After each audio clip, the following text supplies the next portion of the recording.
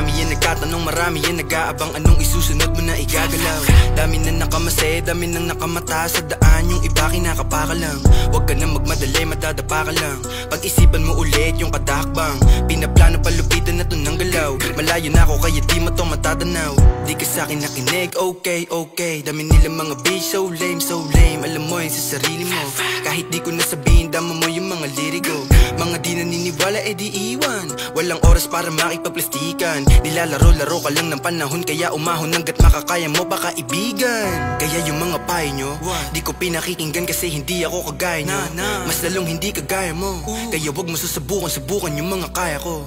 Kung gusto mo natutulan, o sige, o sige. Kung gusto mo natutulan, o sige, o sige. Pero pinapangako ko sa'yo na di mo na kaya na pigilan yung mga barakong matindi. Tahimik na sa gilid bumubomba, make money, make friends, let me hola. Shout out nga pala sa mga kosa, nakasama, nakaaway, nakatoma. Balang araw pera namin nakagoma, magpapayaman di kailangan pa ng oma. Tsaka nga pala sa mga kumukontra, alam nyo na kung sino talaga may bomba. Okay, let me feel the beat. Mainit kasi yung kanta ko nag-hit. Mga nakikinig alam nila na lead. Ngayon alam nyo na kung sino malupit. Dami nilang mga gusto makisiksik, kulang-kulang naman kanilang mga beat-beat. Kainto sa'kin buong beat parang nag-picnic. Bumibitaw na basta-basta pero real shit.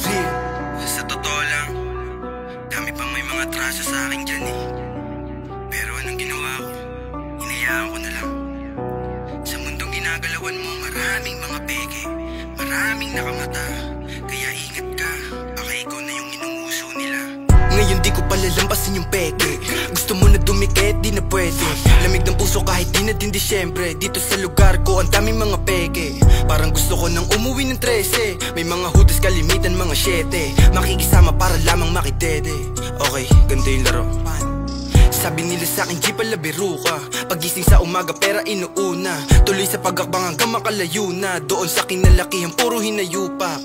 Lahat sila ay gusto akong itulak sa kamatayan pero di nila makuha. Lahat sila ay gusto akong itulak sa kamatayan pero di nila makuha. Fuck them.